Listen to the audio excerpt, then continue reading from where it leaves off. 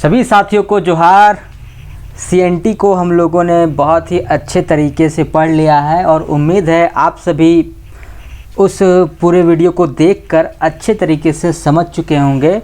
और आज हम लोग अगला जो है टॉपिक एसपीटी संथाल परगना भूधारण अनुपूरक उपबंध अधिनियम 1949 जो इसे कहते हैं, इसको शॉर्टकट में आप एसपीटी भी बोल सकते हैं। तो इसके प्रावधानों को आज हम लोग देखने वाले हैं कि इसमें क्या है और इसको विस्तार से हम लोग पढ़ेंगे। तो सबसे पहले ये समझ लीजिए, ये आया 1949 में, 1 अप्रैल 1949 को ये एप्लीकेबल हुआ, मतलब कि ये लागू हुआ। ओहो सॉरी, हाँ ये लागू हुआ था कब, देखिए यहाँ पर 1 अप्रैल 1949 को, और इसके बाद इसको गजट में प्रकाशित किया गया 13 अप्रैल 1949 को। ठीक है, 12-13 दिनों के बाद इसे गजट में प्रकाशित किया गया। 1 अप्रैल को ये नियम बन गया था। इससे पहले भी कई नियम थे जिनको कि आगे निरसन किया गया, जो कि हम लोग धारा 3 में देखेंगे। जो मतलब ये जो क्षेत्र है, ऐसा नहीं है 1949 में जब ये एसपीटी अस्तित्व में आया उससे पहले वहाँ पे कुछ अधिनियम प्रभावित थे। वे कौन से थे, जिन्हें कि यहाँ पर इसके एसपीटी के अस्तित्व में आ जाने के बाद उन सभी को निरसित कर दिया गया। जैसे कि Santhal Pargana settlement regulation act था एक 1872 का, संथाल परगना रेंट रेगुलेशन एक था 1886 का। उसके बाद फिर आया था संथाल परगना सेटलमेंट रेगुलेशन 1907 में, और अमेंडमेंट था ये, और Santhal Pargana settlement amendment regulation 1934 में। तो ये सब आया हुआ था जिसको कि ये सबको निरसित कर दिया गया है इसके प्रभाव में आने के बाद। और अब है कि मूल रूप से अब इसे ही पढ़ना है हमें और इसे अच्छे से समझना है। तो चलिए अब हम लोग स्टार्ट करते हैं इसे। SPT Santhal Pargana tenancy act बोल सकते हैं 1949। अध्याय 1 धारा 1 से लेकर के धारा 4, ये 4 धाराएं हैं पहले अध्याय में। कुल अध्यायों की संख्या इसमें 9 है, याद रखिएगा। अध्यायों की कुल संख्या 9 और धाराओं की कुल संख्या है 72, जबकि जो अनुसूची है, अनुसूचियों की कुल संख्या इसमें भी है 2। सीएनटी में हम लोगों ने देखा था अध्याय थे कितना, अध्याय थे हमारे 19, ठीक है। धाराएं थी 271 और अनुसूची सेम, यही 2 ही था। तो ये दोनों डिफरेंस है, थोड़ा सा ये याद रखिएगा, पूछ सकता है एग्ज़ाम में आपका कि कितना कितना धारा है, क्या है, अध्याय है, अनुसूची है। ये भी पूछ सकता है कि इस अध्याय में क्या है। तो इसीलिए ये अध्याय में भी देखते जाइए कि क्या है। जैसे पहला अध्याय का नाम दिया गया है प्रारंभिक या प्रिलिमिनरी, जो भी कह लीजिए। जैसे होता है ना आपका पीटी एग्ज़ाम होगा, प्रिलिमिनरी टेस्ट, तो वही है यहाँ पर प्रारंभिक। तो पहला में क्या है, संक्षिप्त नाम और नाम, प्रारंभ और विस्तार। तो ये है काची कि नाम इसका दिया गया है संथाल परगना भूधारण अनुपूरक उपबंध, सप्लीमेंट्री प्रोविजंस। ठीक है, इसको बोलते हैं, अगर इंग्लिश में बात करें तो Santhal Pargana tenancy supplementary provision act 1949, या फिर हिंदी में कर लीजिए आप संथाल परगना भूधारण अनुपूरक उपबंध अधिनियम 1949 कहलाएगा ये। इसका पूरा नाम दिया गया था संथाल परगना के भूस्वामी और रैयत संबंधी कतिपय विधियों के संशोधन और अनुपूरण के निमित्त अधिनियम। इसको शॉर्टकट में यही कहा गया है। लागू होना क्या बोला है कि कब से ये लागू होगा, तो यह उस तारीख को लागू होगा जो राज्य सरकार अधिसूचना द्वारा नियत करे। ठीक है। तीसरा क्या है, समस्त संथाल परगना में लागू होगा। संथाल परगना में कितने ज़िले हैं, तो 6, अभी वर्तमान में 6 ज़िले हैं, और ये 6 जिला में ये प्रभावी है। देख लीजिएगा, ये 6 ज़िले दुमका, साहेबगंज, गोड्डा, देवघर, पाकुड़, जामताड़ा। ठीक है, ये जो 6 जिला हमारा है संथाल परगना प्रमंडल में, इन सभी ज़िलों में ये लागू होगा। पहला में यही है। दूसरे धारे की ओर बढ़ते हैं। इस अधिनियम के स्थानीय विस्तार और परिवर्तन के अधिकार और किसी क्षेत्र विशेष के अधिनियम की वापसी का प्रभाव। मतलब ये बोल रहा है कि ये जो धारा है अभी 6 डिस्ट्रिक्ट में है। ठीक है, ये कुल मिलाकर के, ये देखिए मान के चलिए ये हमारा संथाल परगना, इसमें कुल मिलाकर के मान के चलिए 6 डिस्ट्रिक्ट है। मान के चलिए ये 6 डिस्ट्रिक्ट हैं। तो 6 डिस्ट्रिक्ट में ये बोल रहा है कि किसी भी इसके क्षेत्र में परिवर्तन लागू कर सकता है। मतलब ऐसा कर सकता है कि बोल दे कि हाँ इतने में ये एप्लीकेबल नहीं होगा, इस डिस्ट्रिक्ट में, इस अनुमंडल में या इस प्रखंड में इस प्रखंड में या इस पंचायतों में ये लागू नहीं होगा। ये चीज़ किया जा सकता है कि इसको वापस ले सकती है, अथवा वापस लिया गया तो उसको फिर से लागू कर सकती है, ये कर सकती है। ठीक है, ये धारा 2 में बोला गया है। लेकिन इसमें एक बात ये भी बोला गया है कि ऐसा नहीं है कि जैसे कि मान के चलिए ये वापस ले लिए और वापस लेने के बाद जो प्रभाव जो प्रतिबंधित था उसमें ये काम के लिए ये अनुशंसा कर दिया गया, अनुसंधान कर दिया गया, या फिर किसी को नए नियम के खिलाफ अगर कोई दंड दिया गया है तो अगर फिर से इसे लागू कर दिया जाए यहाँ पर, तो वो जो प्रक्रिया थी, वो जो अनुसंधान थे, वो जो कार्य थे, वो जो दंड था, वो यथावत रहेगा, मतलब पूर्ववर्ती अपना चलता रहेगा। ठीक है, मतलब जिससे दंड दिया गया है, चाहे मान के चलिए 5 साल का सज़ा दे दिया, ठीक है, अभी मान के चलिए 2021 चल रहा है, 2021 में यहाँ से वो मामले यहाँ से हटा दिया गया कि इस यहाँ से नियम ये हटा दिया जाता है, निरसित किया जाता है, वापस लिया जाता है एसपीटी को। ठीक है, 2022 में कुछ ऐसा काम हो गया जो कि यहाँ पर क्या हो गया, जो वर्तमान में जिससे ये शासित है उसके खिलाफ है ये, लेकिन इसके अनुसार से, जो एसपीटी के अनुसार से वो ठीक था, लेकिन वो जो नया नियम यहाँ पे लगाया गया है उसके हिसाब से वो गलत है। तो ऐसा नहीं है कि वापस अगर इसको 2023 में फिर से इसे वापस लागू कर दिया जाए उस क्षेत्र में, ठीक है, 2021 है, 21 में हटा दिया गया, 22 में वो काम किया गया और 23 में वापस से यहाँ पर एसपीटी के अंतर्गत इसको लागू कर दिया गया, तब यहाँ 2022 का जो काम है उसके लिए किसी को ये दंड दिया गया, या वह फिर हो सकता है उस नियम के हिसाब से कोई को काम किया गया, तो 2023 में जब ये वापस आ जाएगा तो ऐसा नहीं कर सकते हैं कि ये सब जो काम हो गया वो इलीगल है, चाहे वो दंड दिया गया उसे नहीं मिलेगा, वो उसे माफ़ हो जाएगा, नहीं, जो दंड दिया गया वो भरना पड़ेगा, जो काम हो चुका है वो ठीक है, और जो अनुसंधान आगे करना है कि भाई ये अनुसंधान करना है तो वो जारी रखा जाएगा। ठीक है, इसमें दूसरा में धारा में यही चीज़ कहा गया है। चलिए आइए अब आते हैं धारा 3 में। धारा 3 में कुछ नहीं है, ये बोला गया धारा 3 में निरसन मतलब रद्द क्या क्या किया गया है। तो अनुसूची का जो शेड्यूल है ना, शेड्यूल ए, इसमें कुछ विधान जो दिए गए, अभी मैंने आप लोगों को जो शुरुआत में बताया कि जैसे कि Santhal Pargana settlement regulation act, ये सब दिया हुआ है अनुसूची 1 में, तो वो सबको रद्द कर दिया गया है। मतलब ये बोला गया है, चतुर्थ स्तंभ जो बोला ना, वो चौथा स्तंभ है, वहाँ पे धाराएं कुछ मेंशन की गई हैं कि ये सब का ये धारा यहाँ पर अब एप्लीकेबल नहीं होगा। यही चीज़ है कि उसे रद्द कर दिया गया, बस यही चीज़ बोला गया है। तो इसके लिए एक लिस्ट बना के डाल देंगे, ये तो सारा लिखे नहीं है, ठीक है, इसको लिस्ट बना के आप लोग को डाल देंगे टेलीग्राम ग्रुप में, तो आप लोग टेलीग्राम भी ज्वाइन कर लीजिएगा। वहाँ पे भी आपको कुछ एजुकेशनल पर्पस के माध्यम से कुछ आपको विशेष दिया जाएगा, कुछ टॉपिक्स वगैरह है ना, तो आप उसे भी ज्वाइन करिए, वहाँ से भी आपको फ़ायदा मिलेगा।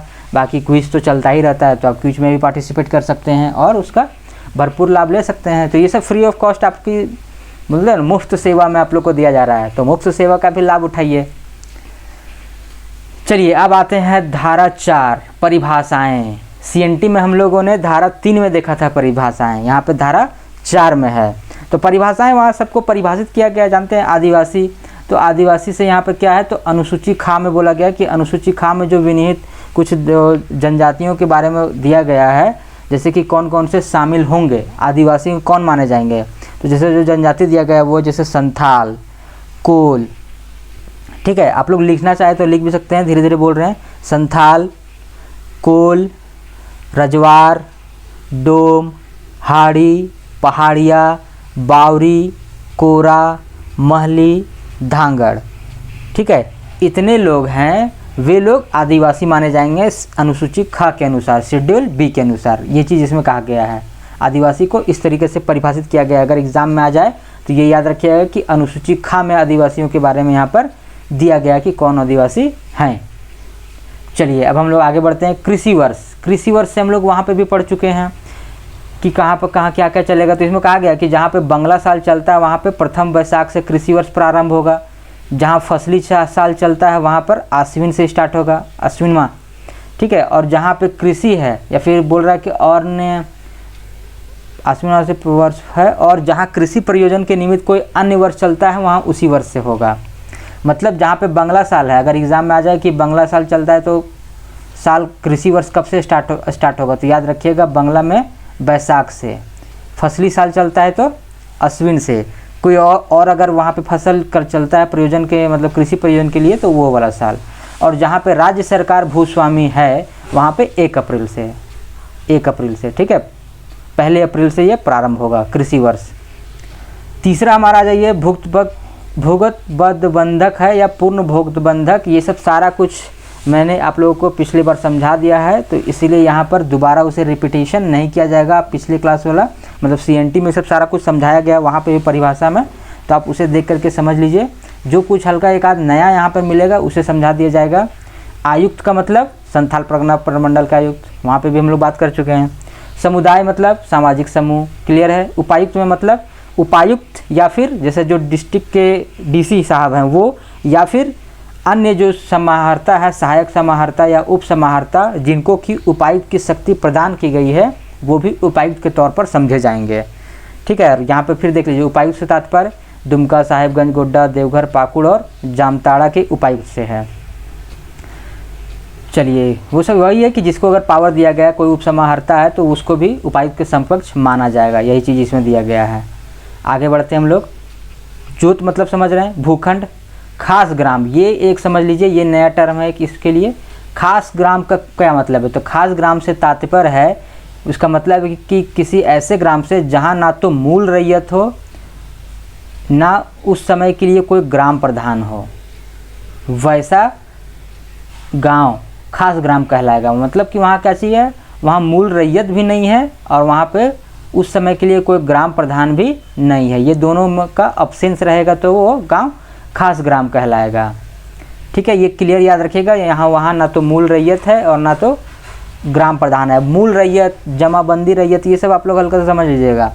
मूल रैयत मतलब एक सिंपली होता है कि जिनका की नाम वहाँ पर, वहाँ का जो एक, जैसे कि देखिएगा प्रत्येक गांव का जो ज़मीन होता है, सारा ज़मीन, ठीक है, तो वो जितना प्लॉट है, तो प्लॉट जितना छोटे छोटे जो बटा हुआ है उन सबको एक में कर करके एक मूल रैयत का नाम दिया जाता है, वो कहलाते हैं मूल रैयत, जिसके नाम से पूरा खतियान है। उसके बाद है क्या कि उसके बाद जो वो प्लॉट डिवाइड होते जाता है, बढ़ते जाता है, तो फिर अलग अलग सभी अपना नाम चढ़वाते जाते हैं। तो जो जिसका नाम की चढ़ गया है, ठीक है, उसके मतलब अभिलेख में, तो उनको कहा जाता है जमाबंदी रैयत। याद रखिएगा, जिनके नाम से वो ज़मीन है मूल खतियान में, ठीक है, वो कहलाते हैं मूल रैयत, और बाद बाकी जिनका नाम चढ़ते जा रहा है वो होता है जमाबंदी रैयत।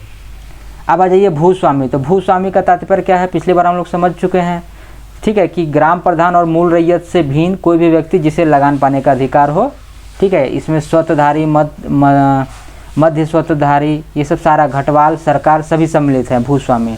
इसको हम लोग समझ चुके हैं सब।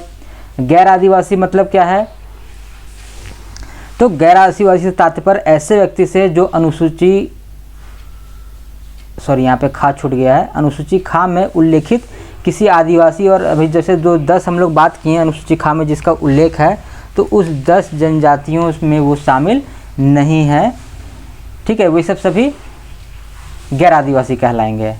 आगे बढ़ते हैं हम लोग। विनिहित मतलब कि वही शामिल होना। रैयत, रैयत का मतलब समझ रहे हैं, भूस्वामी से भिन्न किसी ऐसे व्यक्ति से जिसने कृषि के लिए ज़मीन का अधिकार अर्जित किया है और उसमें उसके हित उत्तराधिकारी भी सम्मिलित हैं, ठीक है। इसमें एक चीज़ जोड़ दिया गया है कि जो ग्राम प्रधान होंगे वे अपने निजी जोत पर रैयत समझे जाएंगे। जो ग्राम प्रधान भी हैं वो भी अपने निजी जोत पर, जो पर्सनल जोत है उस पर रैयत के तौर पर जाने जाएंगे, ठीक है। नेक्स्ट आगे बढ़ते हैं। लगान, लगान मतलब समझ ही रहे होंगे आप लोग, क्या इसको समझाना है। नेक्स्ट आगे देखिए, संथाल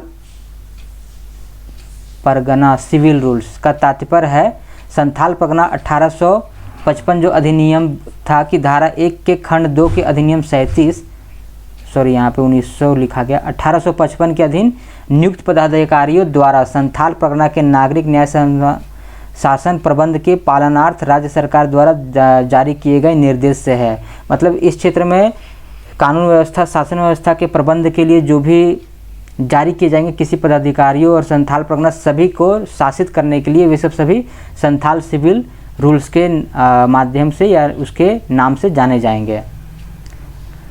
आगे बढ़ते हैं। संथाल परगना, संथाल परगना का मतलब समझ रहे हैं, ये 6 जिला, बस यही चीज़ है इसमें कि ये जो 6 जिला है संथाल परगना का, यही है संथाल परगना कहलाएंगे। लगान की बंदोबस्ती दर मतलब अधिकार अभिलेख में जो उल्लेखित किया गया है जो दर, वही। भूधारक में भूधृति धारक, ग्राम प्रधान, मूल रैयत सभी सम्मिलित है, वे सब सभी भूधारक के श्रेणी में आएंगे।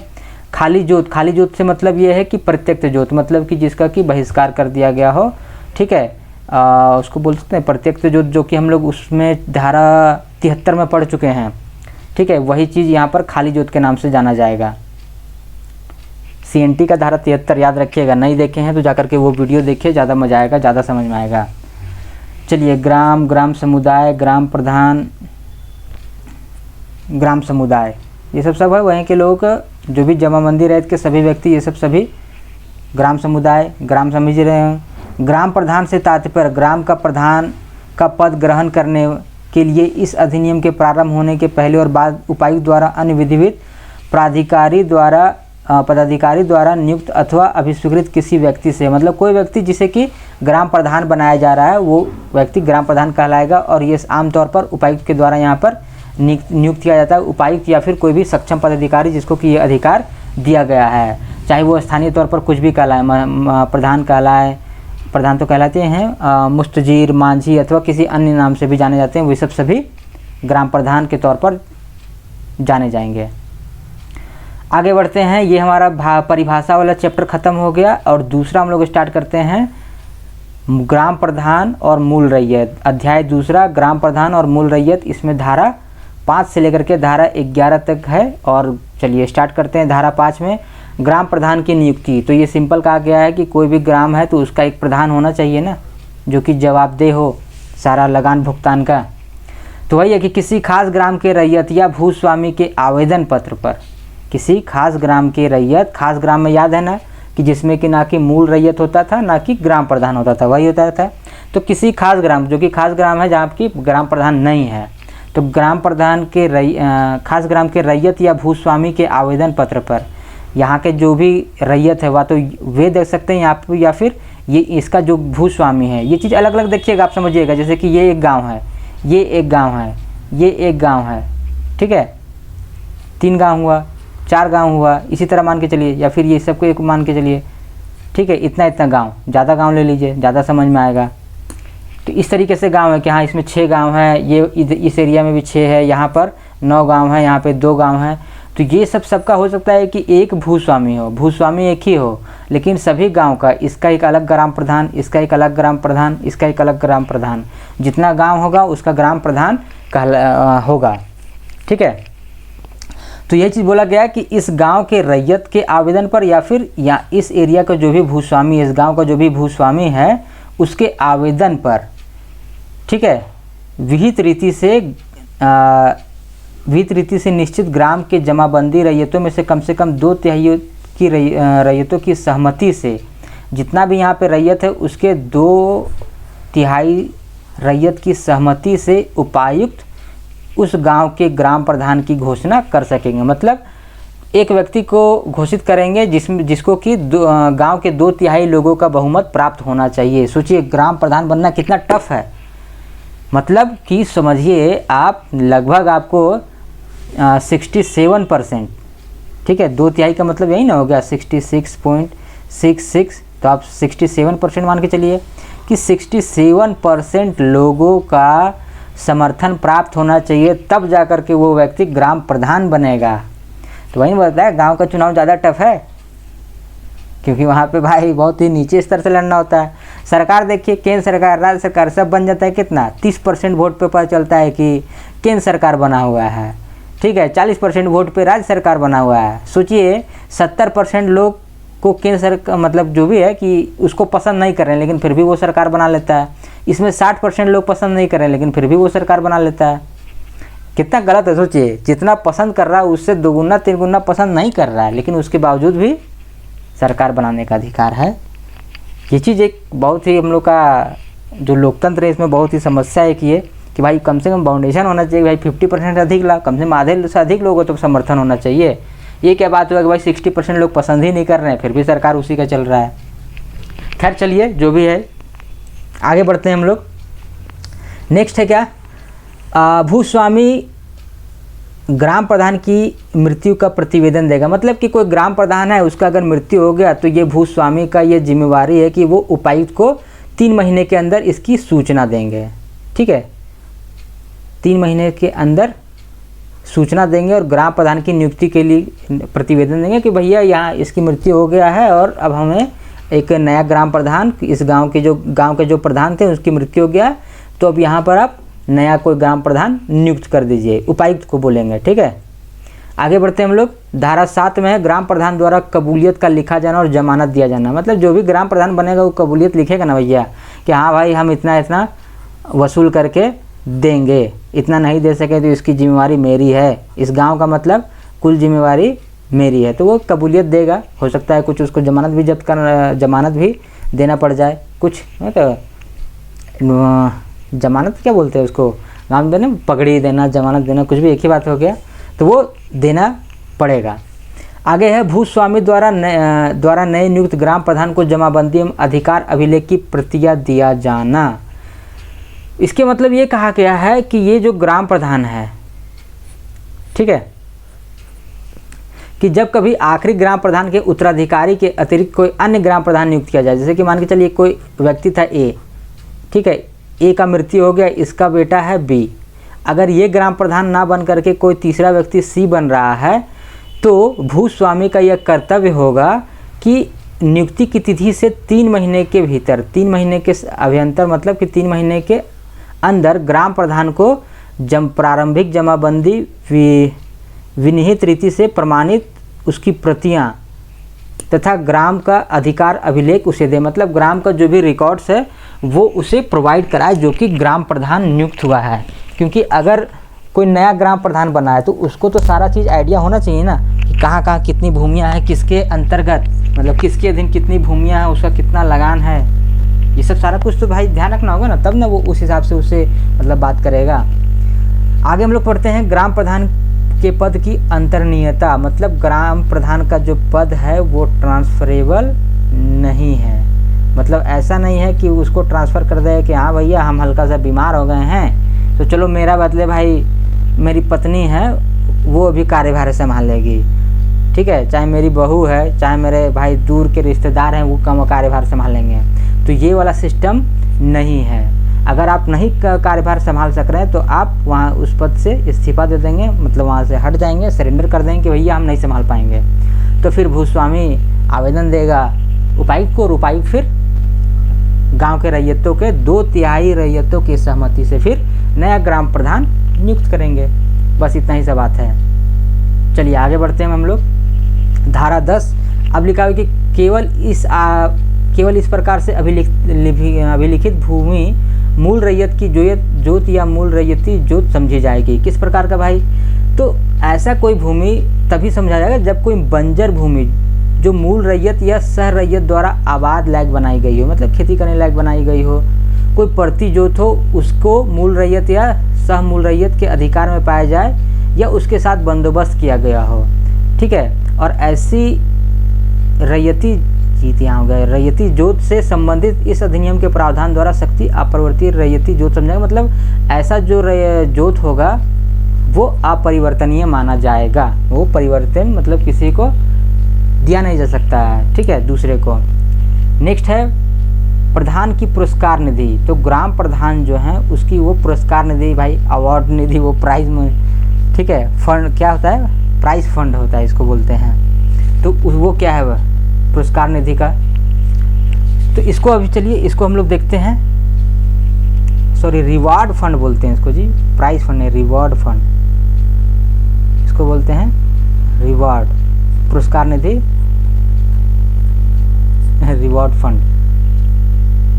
तो इस अधिनियम के अनुसार ग्राम प्रधान मूल रैयत और रैयतों पर लगाए गए तथा उनसे वसूले गए सभी जुर्माने, इस अधिनियम के अनुसार ग्राम प्रधान मूल रैयतों पर लगाए गए तथा उनसे वसूले गए सभी जुर्माने प्रधानों की पुरस्कार निधि कही जाएगी, ठीक है। और प्रधान निधि उसमें जमा किए जाएंगे और इस निधि की व्यवस्था तथा इससे व्यय उपायुक्त द्वारा विहित नियमों के अनुसार किए जाएंगे।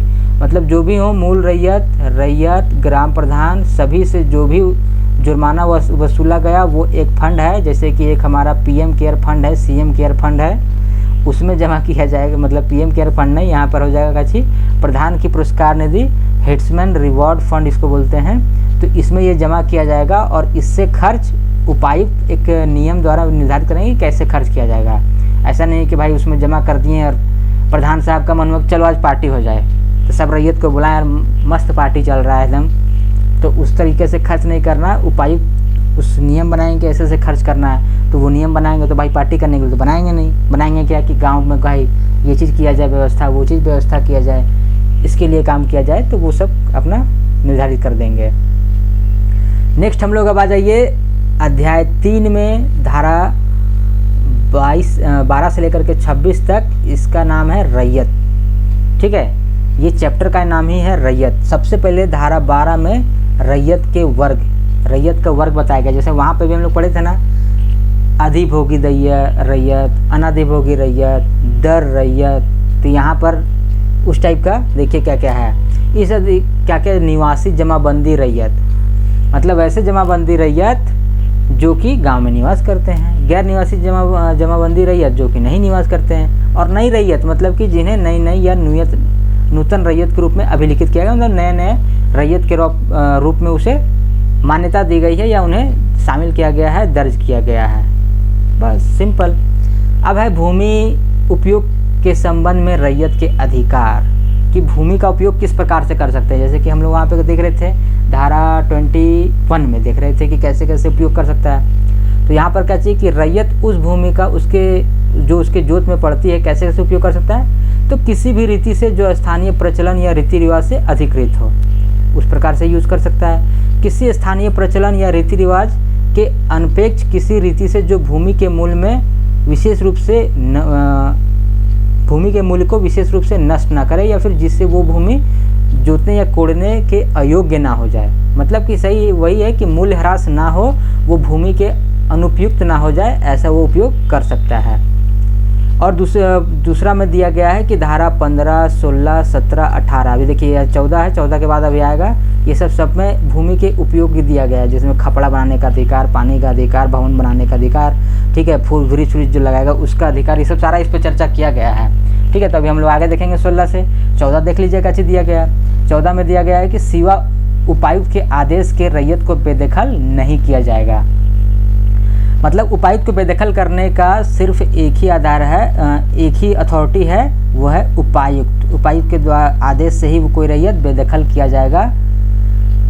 और किस लिए किया जाएगा, उपायुक्त को भी ऐसा नहीं कि आदेश किसी को भी दे देंगे कि हाँ भाई उसको हटाओ, ठीक है, हम जाते हैं उसके यहाँ तो चाय पानी हमको नहीं पिलाता है ठीक से, उसको हटा दो, उसको बेदखल कर दिया जाए, तो ऐसा भी नहीं है। कब हटाया जाएगा, तो उसे तभी हटाया जा सकता है जब उसने धारा 13 द्वारा अधिकृत नहीं है वैसा उपयोग वो कर लिया है, उसे बेदखल किया जाएगा। मतलब इस प्रकार से उपयोग किया कि जिससे कि भूमि का मूल्य ह्रास हो जाए, ठीक है, उसका मूल्य नष्ट हो जाए, या फिर वो कृषि के अयोग्य हो जाए।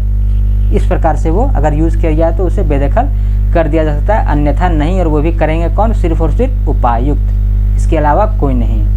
धारा 15 में देखिए ईंट और खपड़े बनाने के संबंध में रैयत के अधिकार, मतलब कृषि प्रयोजन या अपने घरेलू प्रयोजन के लिए ईंट और खपड़े बना सकता है। जोत में बांध, देखिए बांध, आहर, पिछले बार भी हम लोग को पढ़ चुके हैं, आहर, अहरा याद होगा, तालाब, कुआं, ठीक है, ये सब में वो सब निर्माण करवा सकता है। और उपबंध, सिर्फ इसमें ये प्रावधान है कि अगर वो निर्माण करवा रहा है तो निर्माण से किसी को क्षति नहीं पहुंचना चाहिए, ठीक है, क्षति नहीं पहुंचना चाहिए। और अगर क्षति पहुंचेगा, किसी अन्य व्यक्ति को क्षति पहुंची है या नहीं पहुंची है, अगर इसकी संभावना है तो उपायुक्त इसका निर्णय करेगा कि जिसको भी दिक्कत लगेगा वो उपायुक्त पर आवेदन देगा। उपायुक्त इसका भाई जांच करेंगे और फिर उसके बाद आयुक्त मतलब आदेश देंगे जैसा कि उन्हें उचित लगे। कोई दिक्कत कि सिंपल याद रखिएगा कि रैयत को अपने जोत में बांध, आहर, तालाब, कुआं, ये सब जलाशय निर्माण का अधिकार होगा, और वो भी भूस्वामी की अनुमति के बिना, ठीक है, भूस्वामी के अनुमति के बिना भी वो ये सब का निर्माण कर सकता है। सिर्फ ये चीज़ होना चाहिए कि भाई किसी को नुकसान ना हो, लेकिन आमतौर पर ऐसा होता नहीं, जैसे करेगा तुरंत भूस्वामी पहुंच जाएगा, नहीं होगा तो आवेदन देगा कि हमको इससे नुकसान हो रहा है, क्या नुकसान हो रहा पता नहीं, ठीक है। खैर चलिए अब आगे देखते हैं हम लोग धारा 17 में निजी जोत के वृक्षों पर रैयत का अधिकार।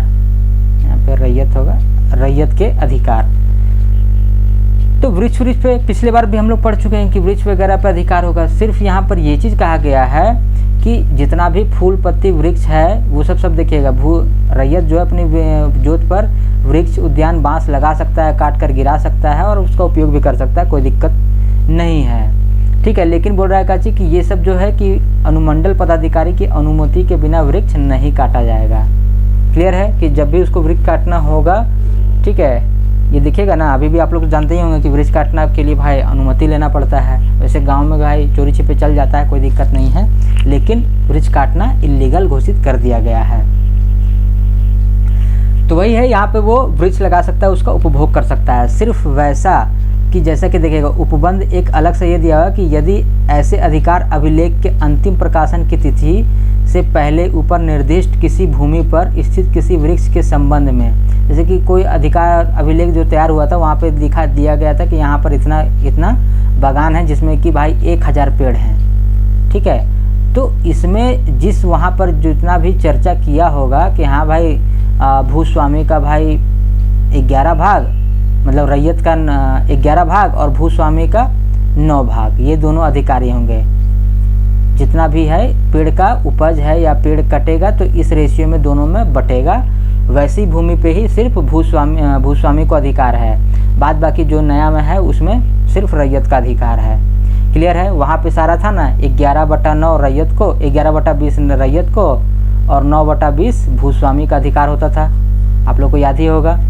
CNT में, SPT में ऐसा प्रावधान नहीं है, सिर्फ बोल रहा है कि अगर उसके अधिकार अभिलेख में अगर कुछ ऐसा चर्चा है तो ही उसको मिलेगा भूस्वामी को, नहीं तो रैयत का है वो। नेक्स्ट है दूसरा इसी में 17 में कि रैयत को अपनी जोत में अपने द्वारा लगाए गए वृक्षों पर बिना शुल्क के लाह उपजाने या रेशम कीट पालने का अधिकार होगा। इसके लिए उसी को किसी को कोई भी शुल्क चुकाना नहीं होगा। धारा 18 में दिया गया भवन निर्माण संबंधी रैयत का अधिकार, मतलब वो क्या चाहिए, घरेलू या कृषि प्रयोजन के लिए भवन का निर्माण कर सकता है, कोई दिक्कत नहीं है। कच्चा पक्का जो मन करे वो घर बना सकता है। कच्चा पक्का तो समझ ही रहे होंगे, मिट्टी का घर, सीमेंट वाला घर, ठीक है। अब आ जाइए धारा 19 जोत का विभाजन तथा लगान का वितरण। जोत का विभाजन समझ रहे हैं, भूस्वामी या ग्राम प्रधान या मूल रैयत यदि कोई हो सहमति से जोत का विभाजन उसका लगान का वितरण होगा। मतलब जो जोत है, इतना बड़ा जोत है, उसका विभाजन हो जाएगा और उसी अनुपात में लगान का भी वितरण हो जाएगा। सिंपल सा बात है। अगर इन लोग आपसी सहमति से नहीं कर सक रहा है तो भाई उपायुक्त को आवेदन देगा और उपायुक्त फिर कर देंगे कि हाँ भाई इस रेशियो में है, चलो ये 20% है, ये 80% है, तो लगान भी इसी रूप में डिवाइड कर देगा, काम खत्म। नेक्स्ट आगे धारा 20, ये वाला धारा बहुत इंपॉर्टेंट है, ये धारा आराम से देखिएगा, ये काफ़ी लंबा भी है। धारा 20 में है रैयत के अधिकार का हस्तांतरण। जैसे कि वहाँ पे था ना धारा 46, वहाँ यहाँ पर है धारा 20।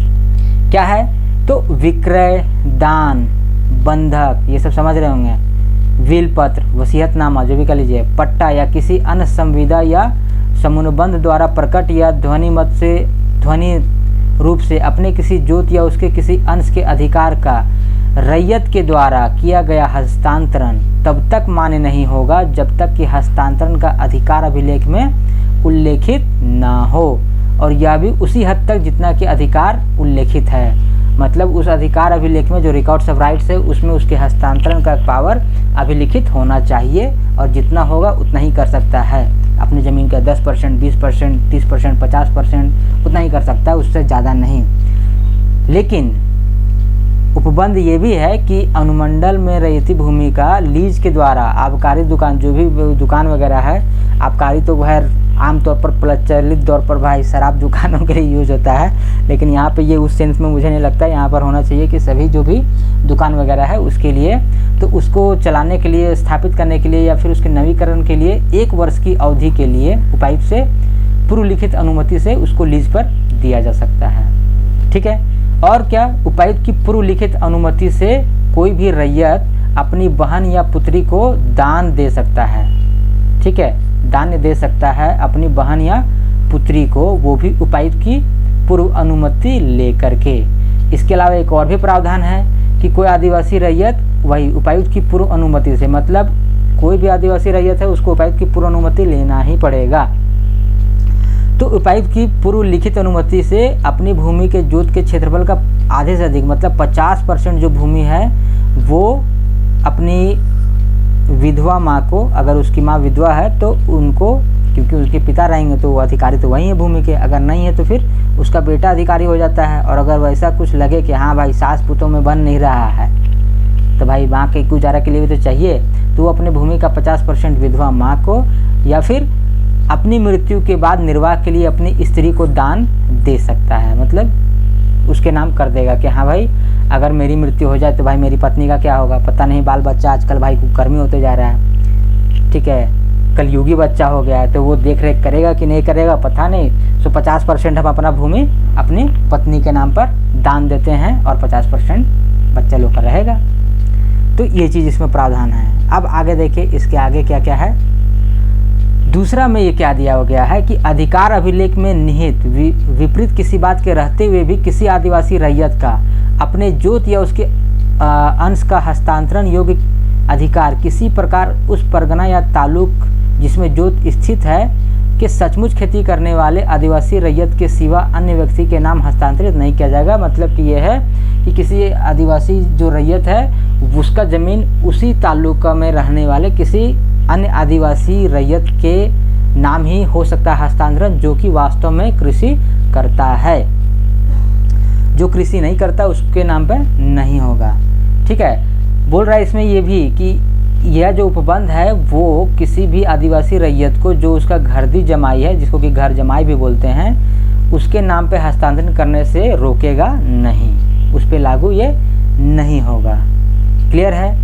और इसके बाद ये भी उपबंध है कि कोई रैयत आदिवासी जनजाति या जनजाति के सदस्य वही उपायुक्त की पूर्व अनुमति लेकर के अपनी भूमि, वही सब याद रखिएगा, Bihar Orissa cooperative society act, ठीक है, बिहार उड़ीसा सहकारिता समिति के अधीन कोई रजिस्ट्रीकृत समिति हो, ठीक है, या फिर RBI reserve bank of India act 1934 के अर्थ में कोई अनुसूचित बैंक हो, ये सब को ये अंतरित कर सकता है। या फिर कोई ऐसा कंपनी जिसमें कि राज्य सरकार या केंद्र सरकार या दोनों का मिलाकर के शेयर 51% या उससे अधिक हो, और जो कि कृषकों की ऋण की उपलब्ध कराने के लिए उसका गठन किया जा रहा हो, साधारण बंधक कर सकेगा। ठीक है, सादा बंधक साधारण बंधक कर सकेगा। ये चीज़ हम लोग सीएनटी में देखते आ रहे हैं, तो इसीलिए लगता नहीं है कि यहाँ पे फिर से पुराना समझाने की जरूरत है।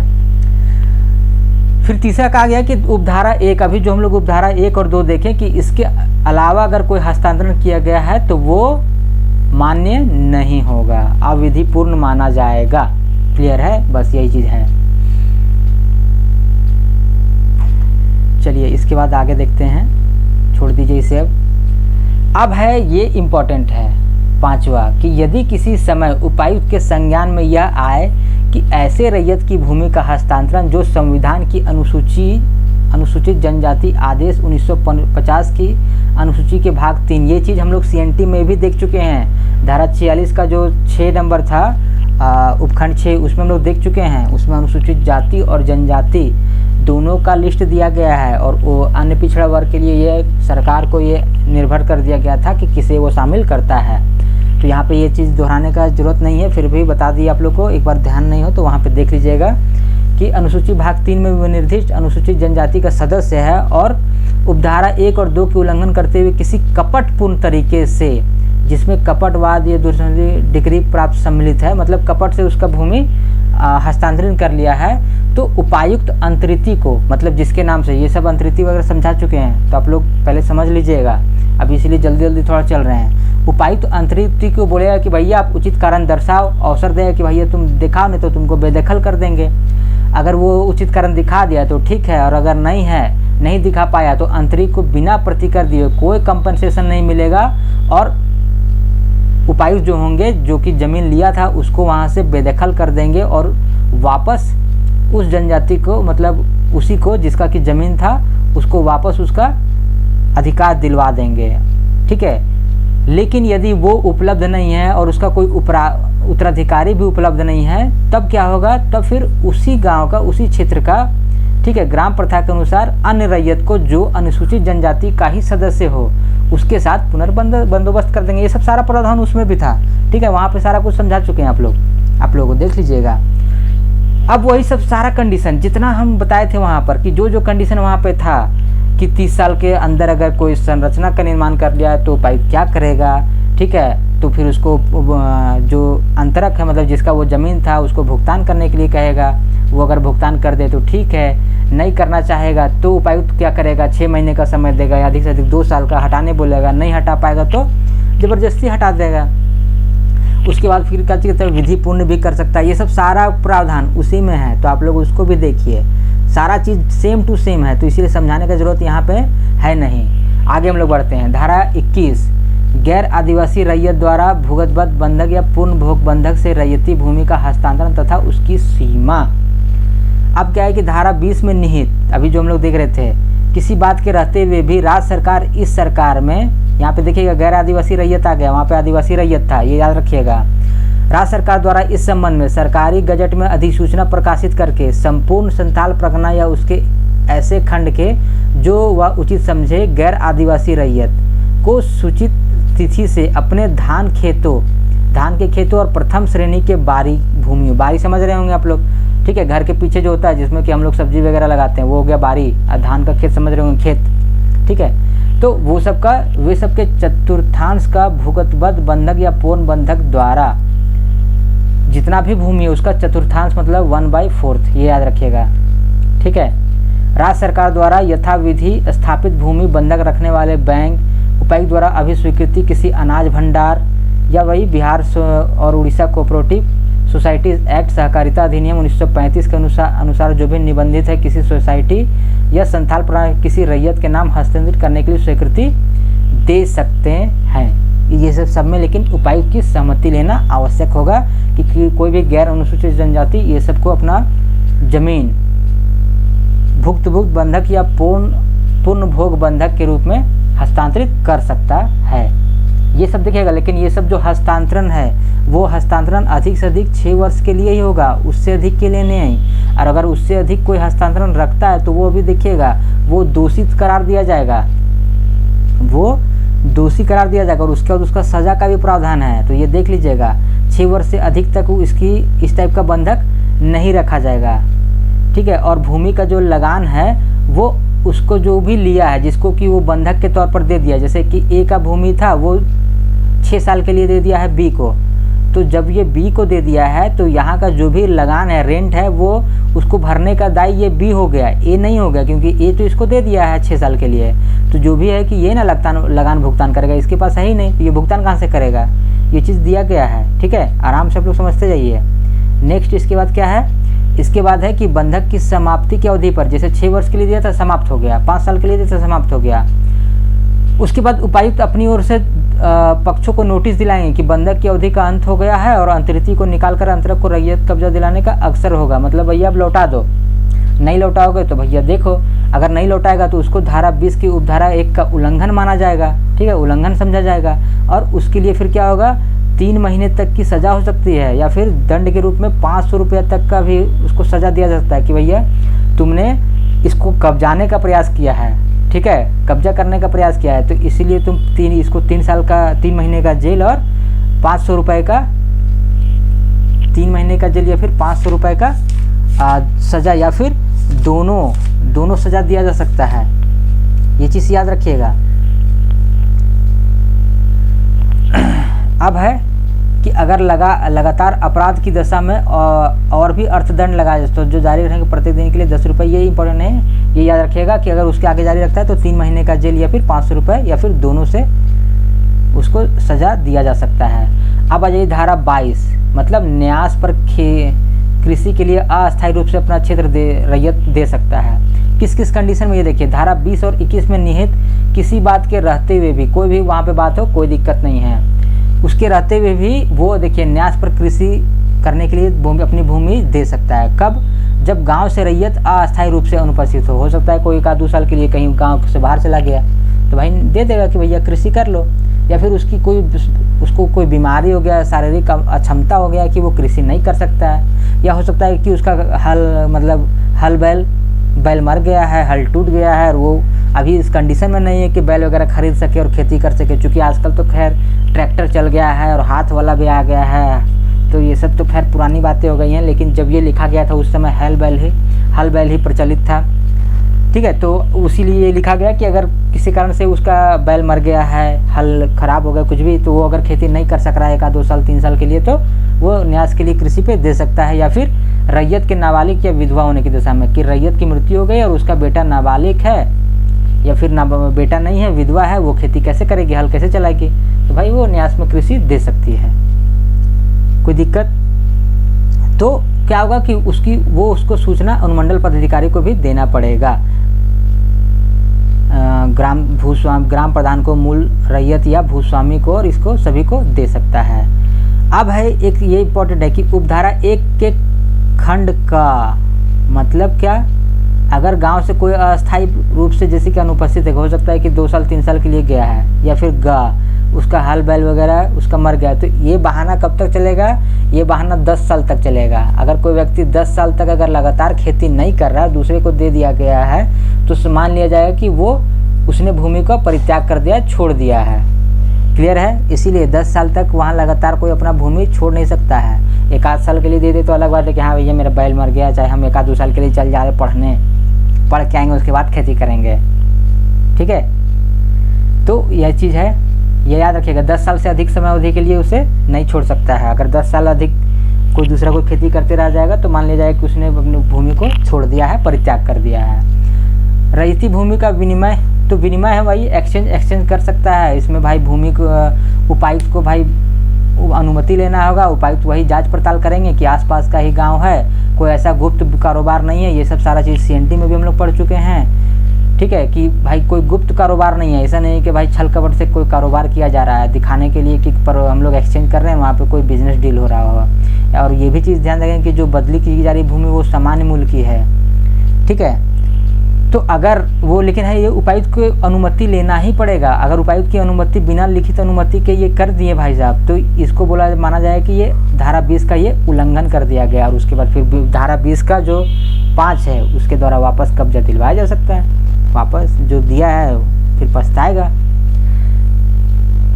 ठीक है, अब है रैयती जोत के कतिपय हस्तांतरण का निबंधन। अब है रजिस्ट्रेशन। तो भाई यहाँ पे सिंपल कहा गया है कि कोई भी दान वसीयतनामा ये सब क्या विनिमय के यहाँ निबंधित करा सकता है। जो भी यहाँ पर प्रावधान दिया गया उसके अनुसार अगर कोई ये सब किया है, ट्रांसफ़र वगैरह किया है, बिक्री किया है, जो बताया गया उसके अधीन रहते हुए, तो उसका वो निबंधन किया जाएगा। अगर वो ऐसा नहीं करता, उसका उल्लंघन करता है, तो वो रद्द ऐसे भी होना है। तो जब वो रद्द हो जाएगा, बस वापस जिसका भूमि पूर्ववर्ती में था उसको दे दिया जाएगा, और जो लिया है वो बेचारा पछताएगा। तो यही चीज़, इसमें एक चीज़ ये सब बहुत ज़्यादा इंपॉर्टेंट नहीं है। दूसरा तीसरा वो सब है कि टैक्स लगाएगा, शुल्क लगाएगा, तो वो सब एग्ज़ाम में नहीं पूछने वाला है। ठीक है, और इसका जो इस चैप्टर का लास्ट है वो देखिएगा निबंधन का परिमाण, मतलब उसका फोर्स क्या है। ठीक है, तो उपधारा 2 के अधीन हस्तांतरण निबंधन होने पर या धारा 24 की उपधारा 3 के अधीन उपयुक्त द्वारा निबंधन का आदेश देने पर हस्तांतरण भूस्वामी द्वारा सहमति प्राप्त स्वीकृत समझा जाएगा और भूस्वामी उसके उपबंधों के शर्तों के अधीन होगा। मतलब वो जो निबंधन हो गया तो सहमति दे चाहे नहीं दे, उपायुक्त ये प्रावधान है कि अगर भूस्वामी नहीं दे रहा है हस्तांतरण के लिए, तो भी अगर उपायुक्त को आवेदन देगा, उपायुक्त लगेगा नहीं ठीक है, तो वो आदेश दे देगा कि ठीक है हस्तांतरण कर दो, और वो कर देगा, तो भूस्वामी का कोई पावर नहीं चलेगा। और वही चीज़ बोला गया है कि भूस्वामी है उन उपबंधों और शर्तों के अधीन रहेगा, इसका इतना पावर होगा। तो आज के लिए क्लास इतना ही है, फिर मिलते हैं हम लोग कल अगले चैप्टर के साथ। तब तक के लिए आप लोग कंटिन्यू पढ़ते रहिए। धन्यवाद।